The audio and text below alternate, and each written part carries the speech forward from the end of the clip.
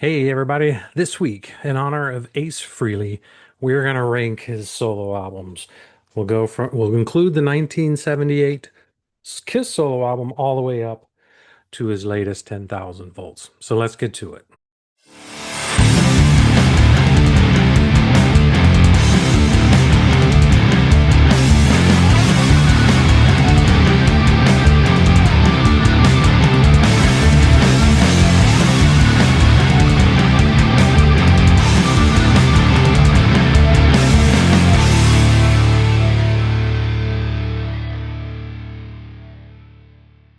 Hey everybody, it's the Snowman with Too Loud, Too Old Music.com. Welcome back to the collection. Last week we had the news of Ace Frehley passing away. He was my first guitar hero, my first rock god, whatever you want to call it. It was, it was Kiss that got me into the rock and roll, and I was always drawn to Ace. So it hit me pretty hard. Really didn't expect it as soon, you don't want any of them to pass away. It's very, very sad. My third episode I ever did on the collection was going through all of Ace's albums. And since I've done that, I figured this time we would go through his solo albums and kind of rank them from what my least favorite is to my most favorite. And I think the first time I ever saw Ace live was, I have a guest, was the 1996 reunion tour. That was the first time I got to see him because my first Kiss concert was Lick It Up. And of course, Ace was gone by then. And so no makeup era for a while.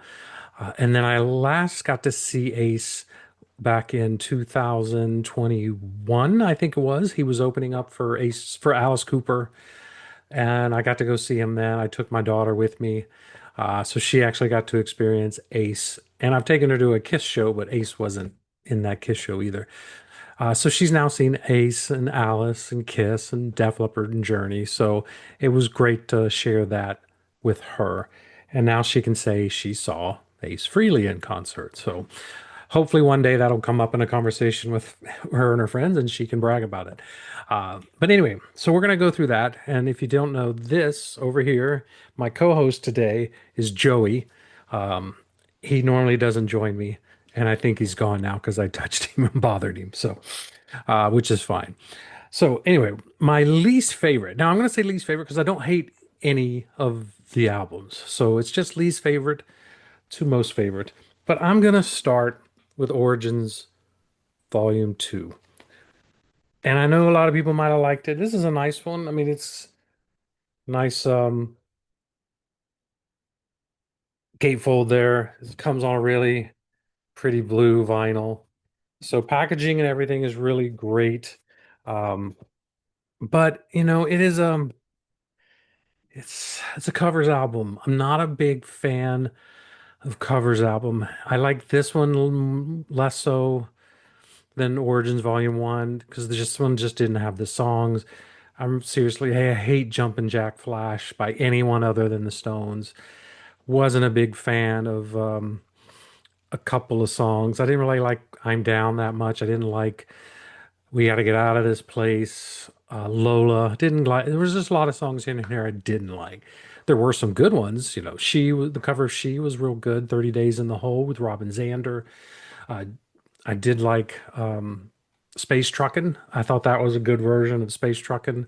But overall, just not a big fan. I know we're gonna probably get an Ace Frehley Origins Volume 3. If I'm not mistaken, the rumors are that that one is done or almost done, probably done to enough that they can tidy it up and then release it. So I do suspect we're going to get another Ace album in the near future. And I'll buy it because why not? I do love Ace, and I will support him with anything that gets released for his estate. So that is my least favorite album, Origins Volume 2.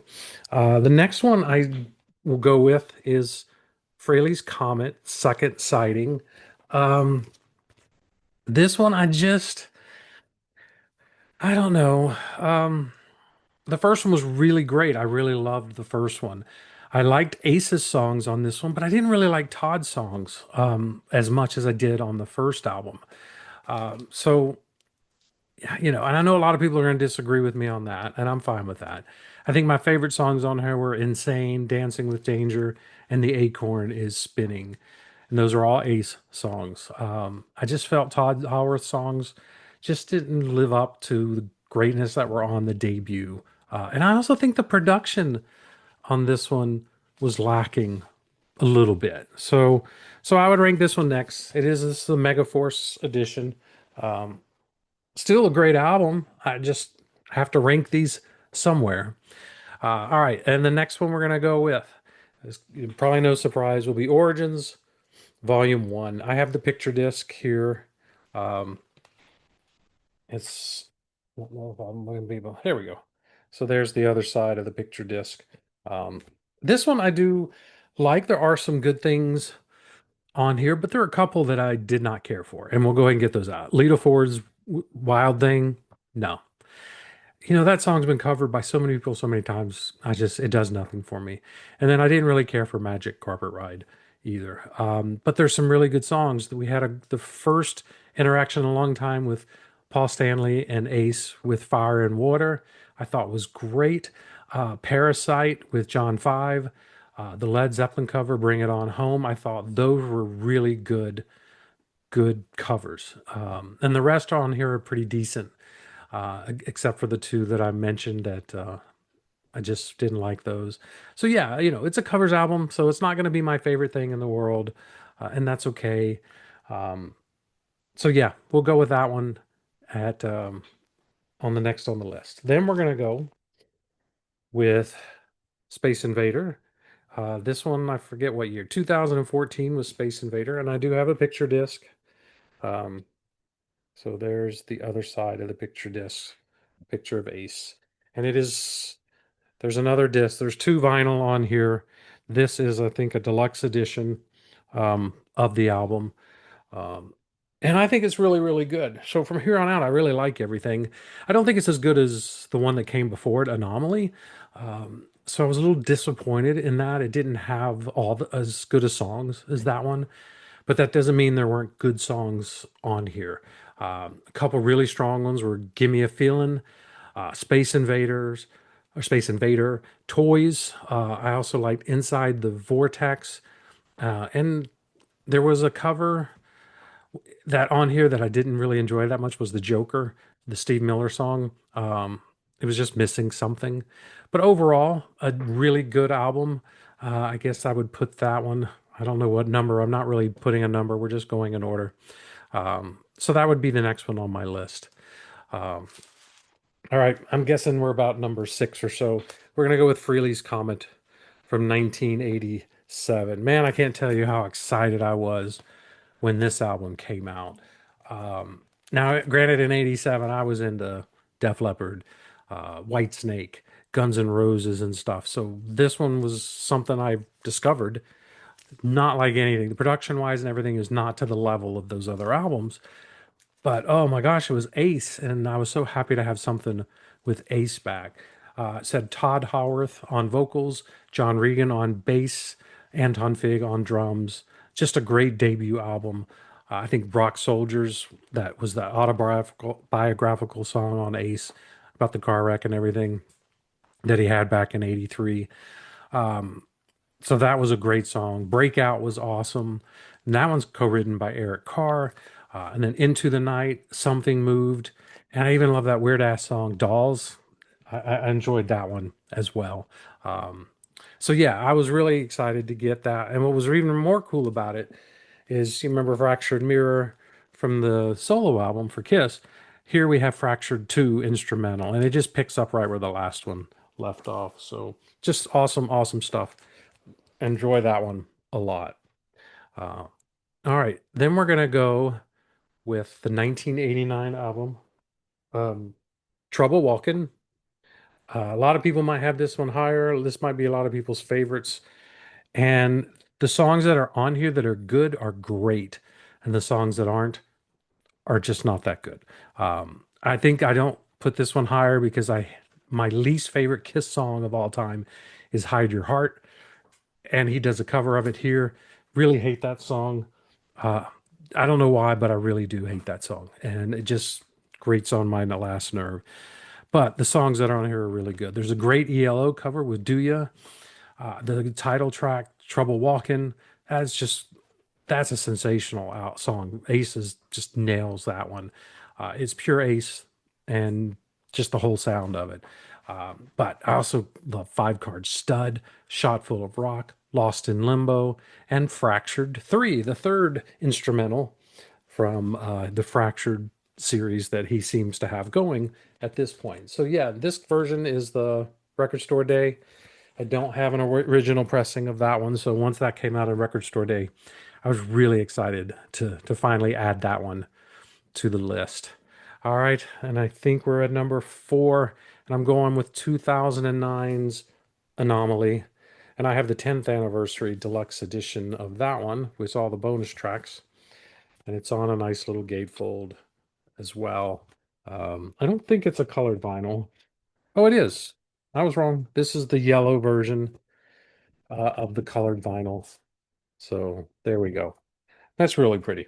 So, all right. I never expected to like this one more than Trouble Walking. I'll be honest. When I started really playing these and listening to them, this one just kind of just jumped out at me. Um, had three great instrumental tracks, mostly instrumental tracks on here. Genghis Khan, I thought was awesome. Space Bear, just killer. And the fourth Fractured song, Fractured Quantum. Those songs alone are worth buying this album. Ace was really trying to prove something with this release. As far as songs go, you got Foxy and Free. Personal favorite is Outer Space, Too Many Faces, and they do a really good cover of Fox on the Run. I think it was just a solid release, and it was the start of Ace being rather prolific as far as Kiss people go. Because from 2009 to what 2024, we got six Ace Frehley albums. In that same span, I think, did we have any Kiss? Maybe one. I don't remember when Monster came out off the top of my head. So he's been way more prolific than Kiss has ever been. Or they've been recently. So gotta love that. If we can't have Kiss albums, at least we've had Ace Frehley albums, and they've all been worth getting. So then I've got my next one, I guess would be number 3, came out in 2024, and I'm really surprised that I put this as high as I do. This is 10,000 volts. Um, he worked on this with Steve Brown from Trickster, and I have to say, this was the first album I played after I heard about his passing. I think it's just because it was the most recent. So I grabbed it, turned it on, and man, I absolutely loved it from beginning to end. 10,000 volts, Walking on the Moon, Cosmic Heart. They just jump right out. And Cherry Medicine was a fun song. Back into My Arms Again. Fighting for Life is the opening side of side B. Might be my favorite song on the album. Just so much energy. I think Steve brought I don't know, he revitalized Ace, brought a little bit of life into the music, and just a great album. And I have the lenticular cover somewhere. I have to find it. I thought I had the lenticular. I got it on the CD for sure, but that one hasn't been opened. I've just been using the CD. So, all right. Then we're going to go with number 2, and another one I'm just surprised I had this high, and that is Spaceman. This one came out in 2018. Um, I mean, who would have thought 40 years after the Kiss solo album, we'd get something as awesome as this? It was just a really exciting album for me. Just another one from beginning to end. I just loved, and we even got help from Gene Simmons on some co-writes on this one. His playing was some of the best. Production-wise, was top notch. I think I really loved "Rockin' with the Boys," "Bronx Boys," "Pursuit of Rock and Roll," "Mission to Mars" are just some of my favorite songs on here. Again, it was a classic Ace sounding album. Um, it's got the stuff on here, and I think this is Silver. Yeah, Silver album. Um, so really killer album. I think he did a great job with this one. And then now my number 1. I mean, it is no surprise what I think. And people might disagree, but this is still his best solo album, the 1978 Kiss album. He had so much to prove. His confidence at this time was growing. He'd started doing singing some songs with Kiss, and they were some of the people's favorite songs on the album. I mean, you had Shock Me, just things like that. I think his confidence was just way up there, and he just wanted to have just the best album. He did a great cover of New York Groove. Snowblind is just awesome. Rip It Out, Speeding Back to My Baby. It was just one awesome guitar solo after another. The work, I mean, just the overall sonics and everything on this album.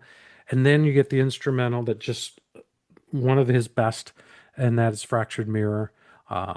It ends the album. It's just a simple, it sounds simple, the melody of it, but it's so good. I just don't think you can go wrong with anything. And there's not an album, not a song on here I ever skip. I mean, just incredible, incredible album. And that is all of the ones, he hasn't had a ton of solo albums, but what we have, I think, are all quality. And it's just still sad that he passed away, the first of the originals. And we know it's all going to come. It's going to keep happening over the next 10, 20 years. We're going to keep losing artists that we all love. But Ace was a little bit special since he, 8 years old is when I discovered Kiss. And thanks to my brother Gary and his incredible collection and all his pictures on his wall, I was just mesmerized by all of them. And Ace was one of the first guitar gods that I had. So Ace, you will be missed. Thank you for the music, and thank you everybody for watching. Click like, hit subscribe, leave a message, and we'll see you next week on the collection.